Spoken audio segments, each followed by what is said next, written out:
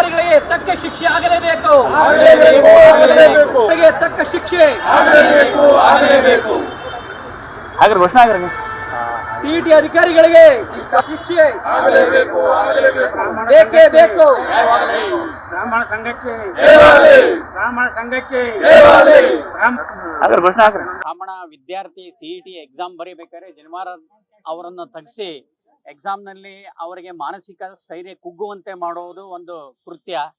ಇದು ಯಾವ ಅಧಿಕಾರ ಅಥವಾ ಯಾವುದೇ ಸಿಇಟಿ ರೂಲ್ಸ್ ಅಂಡ್ ರೆಗ್ಯುಲೇಷನ್ ನಲ್ಲಿ ಈ ರೀತಿಯ ಜನಿವಾರ ತೆಗೆಸಬೇಕು ಅಂತ ಏನಾರ ಕಾಯ್ದೆ ಇದೆಯೋ ಅಥವಾ ಯಾವ್ದಾರ ರೂಲ್ಸ್ ಇದೆಯೋ ಅದು ತಿಳಿದು ಬರ್ತಿಲ್ಲ. ಆದ್ರೆ ಇನ್ನೂ ತನಕ ಅದರ ಬಗ್ಗೆ ಯಾವುದೂ ಸ್ಪಷ್ಟೀಕರಣ ಇಲ್ಲ. ಇದು ಕಣ್ಣೊರೆಸುವ ತಂತ್ರ ಆಗಬಾರದು. ಈ ಅಧಿಕಾರಿಗಳು ಅಥವಾ ಶಾಲಾ ಸಿಬ್ಬಂದಿಗಳು ಸಿಇಟಿ ಸಿಬ್ಬಂದಿಗಳು ಈ ರೀತಿ ಮಾಡಿದ್ದು ಅವರ ಮೇಲೆ ಕಠಿಣ ಕ್ರಮ ತಗೊಳ್ಬೇಕು, ಅವ್ರನ್ನ ಅಮಾನತ್ನಲ್ಲಿ ಇಡಬೇಕು. ಮತ್ತು ಆಮೇಲೆ ಇದ್ರ ಮೇಲೆ ಪ್ರಾಪರ್ ಎನ್ಕ್ವೈರಿ ಆಗಬೇಕು.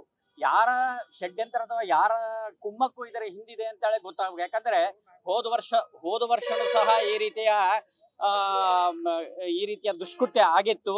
ಮತ್ತು ಆವಾಗಾದರೂ ಸದಾ ಅಖಿಲ ಕರ್ನಾಟಕ ಬ್ರಾಹ್ಮಣ ಸಮಾಜದಿಂದ ಎಚ್ಚರಿಕೆಯನ್ನು ಕೊಟ್ಟಿದ್ವಿ, ಮತ್ತೆ ವಿನಂತಿಯನ್ನು ಮಾಡಿದ್ವಿ. ಇದನ್ನ ಇದನ್ನ ಸೀರಿಯಸ್ ಆಗಿ ತಗೊಳ್ಳಿ. ಇದರ ಬಗ್ಗೆ ಸರಿಯಾಗಿ ವಿಚಾರಣೆಗಳಾಗಬೇಕು. ಇದರ ಹಿಂದೆ ಏನು ಯಾರ ಕೈವಾಡ ಇದೆ.